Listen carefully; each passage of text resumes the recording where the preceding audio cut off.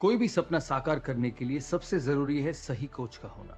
चुनिए education rise को और करे अपने board class 10th and 12th का सपना साकार। Download the app now. Everyone most welcome. ये है अपना model paper number 6 political science और इसमें हम ऑब्जेक्टिव टाइप के रिक्त स्थान के और अति लघुत्रात्मक प्रश्न देखने वाले हैं। आइए शुरू करते हैं और जल्दी से आप लोगों को बता देना है आंसर। जिसको जो आंसर आता है फटाफट से कमेंट बॉक्स में कमेंट करते जाइएगा। पहला प्रश्न है कि निम्न में से बाल्टिक गणराज्य कौन कौन से हैं भाई। ऑप्शन 4 आपके सामने है, आपको बताना है बाल्टिक गणराज्य कौन से हैं। तो पहला है यूक्रेन, जॉर्जिया और रूस। ऑप्शन 2 है एस्टोनिया, लातविया और लिथुआनिया। ऑप्शन 3 है बेल्जियम, नॉर्वे और स्वीडन। एंड ऑप्शन डी है रोमानिया, बुल्गारिया और यूगोस्लाविया। तो देखते हैं किसका सही आंसर आ रहा है बच्चों। राइट आंसर आपको बताना है। तो इस प्रश्न का करेक्ट आंसर जो बच्चों है, हाँ, तो राइट आंसर बी है एस्टोनिया, लातविया और लिथुआनिया। ये हैं बाल्टिक गणराज्य। 3 बाल्टिक गणराज्य हैं, ध्यान रखना, एस्टोनिया, लातविया और लिथुआनिया। लातविया से याद आया, अगर बच्चों ज्योग्राफी अगर आपका सब्जेक्ट है तो एक प्रश्न बनता है कि विश्व में सबसे ज्यादा लिंगानुपात कहाँ का है, तो वो है लातविया। यही लातविया या इसे लैटविया भी बोलते हैं। नेक्स्ट है क्वेश्चन नंबर 2 कि निम्नलिखित में से कौन सा देश आसियान का सदस्य नहीं है। आसियान दक्षिण पूर्वी एशियाई, दक्षिण पूर्वी 10 एशियाई राष्ट्रों का एक संगठन है आसियान, और आपको बताना है इसका सदस्य कौन नहीं है। उत्तरी अमेरिका, इंडोनेशिया, कंबोडिया और वियतनाम। तो भाई उत्तरी अमेरिका जो है ये इसका सदस्य नहीं है, ये तो बहुत दूर पड़ता है। तो राइट आंसर है ऑप्शन 1। नेक्स्ट क्वेश्चन नंबर 3 है कि भारत तथा पाकिस्तान ने 1960 में किसकी मदद से सिंधु जल संधि की थी। सिंधु नदी जो समझौता हुआ था भारत और पाकिस्तान के बीच में, इन 6 नदियां जो है सिंधु और इसकी सहायक नदियों के जल के बंटवारे को लेकर के ये इस पे हस्ताक्षर किए थे। तो मध्यस्थता किसकी थी ये बताना है आपको बच्चों कि भारत और पाकिस्तान ने 1960 में किसकी मदद से यानी किसकी मध्यस्थता से, संयुक्त राज्य अमेरिका, सोवियत संघ, विश्व बैंक या फिर आसियान। तो आपको याद होगा बच्चों विश्व बैंक, वर्ल्ड बैंक ने मध्यस्थता करी थी और यह समझौता 1960 में भारत और पाकिस्तान के बीच में हुआ था। राइट आंसर है ऑप्शन सी। तो भारत की जो 6 नदियां हैं जो कि जम्मू कश्मीर में से निकलती हैं और हिमालय से निकल करके फिर पाकिस्तान की तरफ चली जाती हैं, जिसमें सबसे बड़ी नदी है सिंधु। उसके बाद सिंधु के बाद झेलम, चेनाब, रावी, व्यास और सतलज। तो इसमें से 3 नदियों का पानी पाकिस्तान को दिया गया है, 3 नदियों का पानी भारत के लिए जो है वो रखा गया है और उसका उपयोग भारत कर सकता है। तो ये समझौता जो है वो भारत और पाकिस्तान के बीच में हुआ था। ऐसे ही ऐसा एक नदी जल समझौता भारत और बांग्लादेश के बीच में हुआ था, जिसे फरक्का जल संधि समझौता कहते हैं। नेक्स्ट प्रश्न है संयुक्त राष्ट्र संघ के वर्तमान महासचिव कौन है। बच्चों ये रोज हमने कई बार इस प्रश्न को किया है, बिल्कुल सिंपल सा आंसर है एंटोनियो गुटेरेस जो है वो वर्तमान में संयुक्त राष्ट्र संघ के महासचिव हैं। संयुक्त राष्ट्र संघ का सबसे जाना पहचाना चेहरा जो है वो महासचिव होता है। तो राइट आंसर है ऑप्शन ए।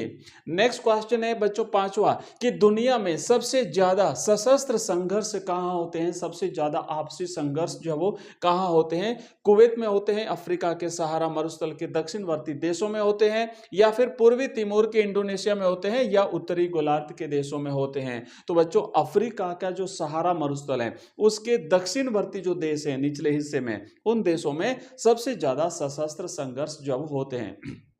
सोमालिया और ये न जाने कितने ऐसे देश हैं जहां पे इस तरीके की चीजें चलती है। अगला है कि भारत ने क्योटो प्रोटोकॉल पर हस्ताक्षर किए और इसका अनुमोदन किया था। कब किया था क्योटो प्रोटोकॉल पर बच्चों। भारत ने ऑप्शन 97 में किए थे, 98 में किए थे, 2002 में किए थे या 2001 में किए थे। तो इस क्वेश्चन का राइट आंसर है ऑप्शन 2002 में भारत ने इस क्योटो प्रोटोकॉल पर हस्ताक्षर किए थे। क्योटो जापान का एक शहर है, जापान के क्योटो शहर में ये एक समझौता हुआ था। नेक्स्ट क्वेश्चन है वैश्वीकरण का नकारात्मक सांस्कृतिक प्रभाव क्या है। जो ग्लोबलाइजेशन है, हम विश्व के हर कोने से जुड़ चुके हैं, इसे ग्लोबलाइजेशन कहते हैं। तो इसका एक कई प्रकार के अच्छे प्रभाव भी हैं, कई नकारात्मक प्रभाव भी हैं। नकारात्मक प्रभाव बताना है लेकिन वो भी सांस्कृतिक, क्योंकि नकारात्मक प्रभाव भी अलग अलग है। जैसे बहुत आर्थिक नकारात्मक प्रभाव हो गया, राजनीतिक नकारात्मक प्रभाव हो गया, सांस्कृतिक हो गया। तो इसमें से सांस्कृतिक क्या है कि सांस्कृतिक समरूपता पैदा हुई, संस्कृति का परिष्कार हुआ, हमारी पसंद नापसंद का दायरा बढ़ा, या फिर सांस्कृतिक वैभिन्नीकरण। तो बच्चों करेक्ट आंसर रहेगा इसका सांस्कृतिक समरूपता।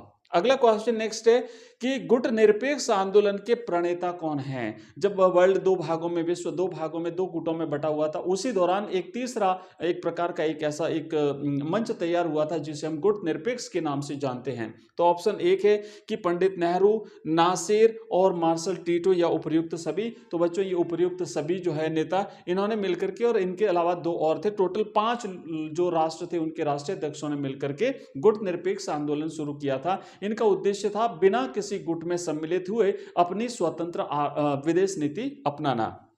नेक्स्ट क्वेश्चन है कि स्वतंत्र भारत में पहला आम चुनाव कब हुआ था। तो जो भारत में इलेक्शंस हुए थे बच्चों 1951-52 में हुए थे, लेकिन भारत में इलेक्शंस जो हुए थे उसे हम 1952 के लोकसभा चुनाव कहते हैं, 1952 के प्रथम आम चुनाव कहते हैं। तो राइट आंसर रहेगा ऑप्शन ब 1952, क्योंकि ज्यादातर इलेक्शंस 52 में हुए थे और रिजल्ट वगैरह और सरकार बनी थी, सब कुछ 52 में हुआ था। अगला प्रश्न है समृद्धि, भौतिक प्रगति और वैज्ञानिक तर्क बुद्धि का पर्यायवाची माना जाता है। आधुनिकीकरण, औद्योगिकीकरण, पश्चिमीकरण या उदारीकरण। तो इस प्रश्न का करेक्ट आंसर रहेगा आधुनिकीकरण, है ना, वर्तमान के समय को ये जो है वो कहा जाता है। नेक्स्ट प्रश्न है अगला कि 1965 में ताशकंद समझौता जिन दो देशों के मध्य हुआ था वो देश कौन कौन से हैं। 1965 में ताशकंद समझौता बच्चों, हालांकि ताशकंद समझौता 1966 में हुआ था, 1965 में नहीं हुआ था, 1966 में हुआ था। 1965 में युद्ध हुआ था, भारत बांग्लादेश, भारत नेपाल, भारत चीन या भारत पाकिस्तान। तो राइट आंसर रहेगा भारत और पाकिस्तान के बीच में ताशकंद समझौता हुआ था बच्चों, और उसमें शास्त्री जी जो भारत के दूसरे प्रधानमंत्री थे उनका देहांत हुआ था इस समझौते में। नेक्स्ट प्रश्न है वर्तमान समय में ताशकंद निम्न में से किसकी राजधानी है। तो ताशकंद बच्चों पाकिस्तान, कजाकिस्तान, अफगानिस्तान या उज्बेकिस्तान। तो करेक्ट आंसर रहेगा उज्बेकिस्तान की राजधानी है, और उस समय उज्बेकिस्तान जो है वो सोवियत संघ का हिस्सा हुआ करता था। नेक्स्ट प्रश्न है कि मिजो नेशनल फ्रंट के संस्थापक कौन थे। ऑप्शन एक है लाल डेंगा, ऑप्शन 2 है अंगामी जापू फिजो, ऑप्शन 3 है काजी लेंदुप दोरजी खामखप्पा, एंड तीसरा ऑप्शन द है इनमें से कोई नहीं। तो बच्चों राइट आंसर रहेगा लाल डेंगा जो है ये मिजो नेशनल फ्रंट के लीडर थे, इसके संस्थापक थे, इसके नेता थे। नेक्स्ट है 14वां प्रश्न, नई आर्थिक नीति को अपनाते समय भारत के वित्त मंत्री कौन थे। भारत के वित्त मंत्री कौन थे, फाइनेंस मिनिस्टर भारत के कौन थे। तो बच्चों भारत ने जब नई आर्थिक नीति अपनाई थी 1991-92 में, उस समय भारत के वित्त मंत्री थे डॉक्टर मनमोहन सिंह। ऑप्शन इसका राइट रहेगा ऑप्शन स। नेक्स्ट प्रश्न है नोआखाली या नोआखली अब जिस देश में है वह है। तो नोआखली जो है बच्चों देश आजाद हुआ था उस समय, ये काफी चर्चा में रहा था। तो फिलहाल ये बांग्लादेश में स्थित है। नेक्स्ट प्रश्न है, अब ऑब्जेक्टिव टाइप के कंप्लीट हुए, अब हम करेंगे यहाँ पे रिक्त स्थान वाले प्रश्न। तो देखो क्या लिखा हुआ है कि दक्षेस का प्रथम सम्मेलन हुआ था। दक्षेस यानी दक्षिण एशियाई जो राष्ट्र हैं, 8 देश हैं, दक्षिण एशियाई क्षेत्रीय सहयोग संगठन 8 देशों का संगठन है, और इसका जो प्रथम सम्मेलन हुआ था बच्चों ये ढाका में हुआ था। बांग्लादेश के ढाका में इसका पहला सम्मेलन हुआ था, और इसका मुख्यालय काठमांडू, नेपाल की राजधानी काठमांडू में है। इसका मुख्यालय कहें या सचिवालय कहें। तो बच्चों राइट आंसर रहेगा कि इसका प्रथम सम्मेलन जो है वो ढाका में हुआ था। नेक्स्ट प्रश्न है दूसरा रिक्त स्थान, सुरक्षा नीति का एक तत्व शक्ति संतुलन है। तो कौन सी सुरक्षा नीति का एक तत्व शक्ति संतुलन है, परंपरागत सुरक्षा नीति या अपरंपरागत सुरक्षा नीति। तो सही जवाब है कि जो पारंपरिक या परंपरागत सुरक्षा नीति है उसका एक तत्व है शक्ति, मतलब इसके कई तत्व हैं उसमें से एक तत्व है शक्ति संतुलन, परंपरागत सुरक्षा नीति का। नेक्स्ट है world council of indigenous people का गठन हुआ था। तो इसका गठन बच्चों 1975 में हुआ था। राइट आंसर है ऑप्शन 1975। अगला क्वेश्चन है रिक्त स्थान से उन लोगों को इंगित किया जाता है जो यह मानते हैं कि सरकार को अर्थव्यवस्था में गैर जरूरी हस्तक्षेप नहीं करना चाहिए। ऐसा कौन लोग मानते हैं। तो ये मानते हैं जो दक्षिणपंथी लोग हैं, वो कहते हैं कि मार्केट को जो है वो फ्री छोड़ दिया जाए, सरकार हस्तक्षेप नहीं करे, सरकार को अर्थव्यवस्था में हस्तक्षेप नहीं करना चाहिए, अर्थव्यवस्था को खुली छोड़ देनी चाहिए। नेक्स्ट प्रश्न है कि 1967 के चुनावों में की परिघटना सामने आई थी। 1967 के चुनाव में कौन सी परिघटना सामने आई थी बच्चों? गठबंधन की परिघटना सामने आई थी, क्योंकि उससे पहले जो है वो कांग्रेस सरकार बनाती रही थी, लेकिन ये ऐसी एक स्थिति बनी थी, तो उस समय क्षेत्रीय दल उभर चुके थे और स्थानीय दल उभरे थे, इसलिए गठबंधन की स्थिति पैदा हुई थी। नेक्स्ट प्रश्न है 1947 से पहले जम्मू और कश्मीर एक थी। तो 1947 से पहले जब देश आजाद नहीं हुआ था, उससे पहले क्या था? तो ये एक रियासत थी। जैसे कि भारत में खूब सारी रियासतें थी, 565 तकरीबन के आसपास रियासतें थी, और इसलिए जम्मू कश्मीर भी एक रियासत थी। नेक्स्ट प्रश्न है दक्षिण एशिया में भारत की स्थिति है। तो दक्षिण एशिया में भारत की स्थिति कैसी है बच्चों? एक केंद्रीय भूमिका निभाने वाली स्थिति है, क्योंकि दक्षिण एशिया जो 8 राष्ट्र हैं उसमें सबसे शक्तिशाली राष्ट्र अगर कोई है तो वो भारत है। और अगर आर्थिक रूप से और हर दृष्टि से भारत विश्व स्तर पर भी एक काफी एक शक्तिशाली राष्ट्र है।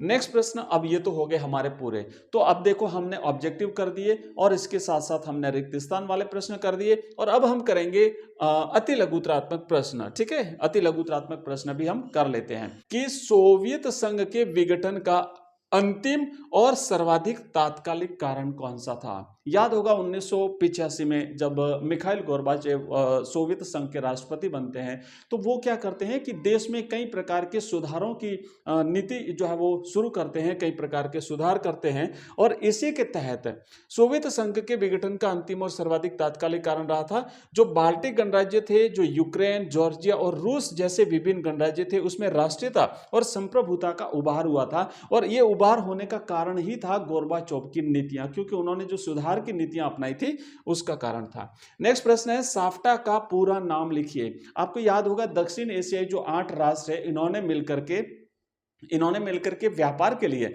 एक समझौता किया है, फ्री ट्रेड समझौता, तो उसको साफ्टा कहते हैं। और इसका पूरा नाम होता है बच्चों, अगर इंग्लिश में बात करें तो south Asian free trade area, मतलब दक्षिण एशियाई राष्ट्रों के बीच में व्यापार का एक स्वतंत्र क्षेत्र। और अगर हिंदी में हम इसे लिखेंगे तो लिखेंगे दक्षिण एशियाई मुक्त व्यापार क्षेत्र समझौता। तो यह है साफ्टा। ठीक है, अगला आतंकवाद से क्या अभिप्राय है? आतंकवाद हम किसे कहेंगे? तो बच्चों कि आतंकवाद से अभिप्राय है राजनीतिक हिंसा जिसका निशाना नागरिक होते हैं ताकि समाज में दहशत पैदा की जा सके। ठीक है, तो ये क्या होता है? ये एक राजनीतिक हिंसा होती है। साम्राज्यवाद से क्या आशय है? आपको याद होगा जैसे कई साम्राज्यवादी ताकतें होती है जो दूसरे राष्ट्र की संपत्ति को हथियाने के लिए अनेक प्रकार की चीजें अपनाते हैं। तो जब कोई एक देश अपनी सीमा से बाहर के क्षेत्र के लोगों के आर्थिक और राजनीतिक जीवन पर अपना आधिपत्य स्थापित कर लेता है तो वो साम्राज्यवाद कहलाता है। नेक्स्ट क्वेश्चन है कि भारत ने क्योटो प्रोटोकॉल पर कब हस्ताक्षर किए थे? अभी हमने पहले भी बात करी थी ऑब्जेक्टिव टाइप के प्रश्न में कि भारत ने क्योटो प्रोटोकॉल पर अगस्त 2002 में हस्ताक्षर किए थे। क्योटो जापान का एक शहर है। अगला क्वेश्चन है कि तिब्बत के किस धार्मिक गुरु ने भारत में कब शरण ली? तो तिब्बत के जो दलाई लामा है, बौद्ध धर्म गुरु दलाई लामा, तो इस दलाई लामा ने, तिब्बती धर्म गुरु दलाई लामा ने सीमा पार करके भारत में प्रवेश किया और 1959 में भारत में शरण ली थी। तब से वो अभी भी भारत में है और यहीं से वो अपनी सरकार चलाते हैं। नेक्स्ट प्रश्न है कि दूसरी पंचवर्षीय योजना में किसके विकास पर जोर दिया गया? तो जो हमारी दूसरी पंचवर्षीय योजना थी बच्चों, इसमें भारी उद्योगों के विकास पर जोर दिया गया था, औद्योगिक स्थापना पर जोर दिया गया था। और पहली जो पंचवर्षीय योजना थी उसमें कृषि पर ज्यादा जोर दिया गया था। नेक्स्ट प्रश्न है कि 1971 में कांग्रेस आर का नेतृत्व किस नेता ने किया था? तो कांग्रेस आर का नेतृत्व बच्चों इंदिरा गांधी ने किया था। उस समय कांग्रेस 2 भागों में विभाजित हो गई थी, कांग्रेस आर और कांग्रेस ओ। नेक्स्ट क्वेश्चन है बच्चों कि अंगमी जापू फिजो किसकी आजादी के लिए आंदोलन के नेता थे? तो ये नागालैंड की आजादी के आंदोलन के नेता थे। नेक्स्ट क्वेश्चन है कि राजीव गांधी की हत्या के जिम्मेदार कौन थे? तो राजीव गांधी जब दक्षिण भारत में तमिलनाडु में एक चुनावी सभा को संबोधित कर रहे थे और उस दौरान वहां पे थे, तो राजीव गांधी की हत्या के जिम्मेदार जो है वो लिट्टे से जुड़े हुए श्रीलंकाई तमिल थे। नेक्स्ट प्रश्न है और इसी के साथ बच्चों हमारी क्लास यहीं पर समाप्त होती है। इसका जो अगला भाग है, नेक्स्ट भाग है, वो मैं आपको नेक्स्ट क्लास में लेकर के आऊंगा।